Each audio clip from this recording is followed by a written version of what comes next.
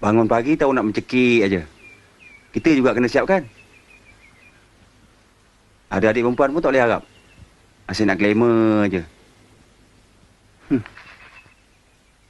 Abang Malik.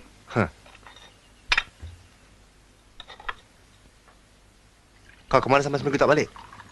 Sidi kalau ke mana sekalipun, Sidi tak pernah menyusah Abang Malik tau. Buat apa nak tanya? Abang tanya baik-baik, Sidi. Engkau jangan cari pasal. Kau telah banyak menyusahkan bapak engkau tahu sampai dia terlantar kat hospital gila. Hospital gila? Apa abang cakap ni? Tengok tu. Bagus punya anak. Bapak masuk hospital pun tak tahu. Yang kau tahu mengambilkan duit bapak aja. Jumpa je nak gaduh. Apa nak jadi? Abang Malik, cakap tu baik-baik sikit. Abang tak sayang gigi abang ke? Hei, apa ni? Abang cakap macam itu tak boleh?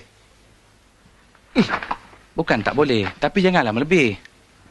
Abang tu lah paling banyak menghabiskan duit bapak tau. Abang tengoklah badan abang tu. Pagi-pagi lagi dah cekik telur ayam sampai 10 biji.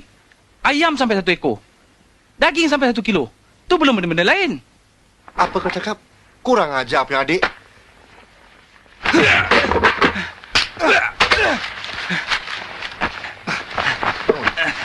Kurang ajar punya adik. Kau nak lawan? Lawan! Ha? Lawan! Nanti dulu Abang Malik. Lawan! Ya, kau kurang ajar. Lawan! Mari! Lawan!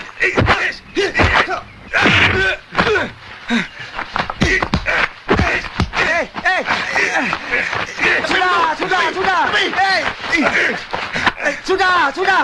Apa yang ada ni? Bapak belum mati lagi kau dah kecoh macam nak perang. Masuklah. Ada.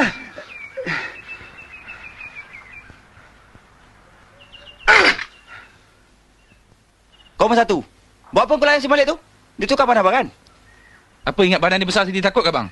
Sudah kau jangan nak panjang-panjang kan? Kan kena penumbuk suluh aku kan 1 sen tak guna.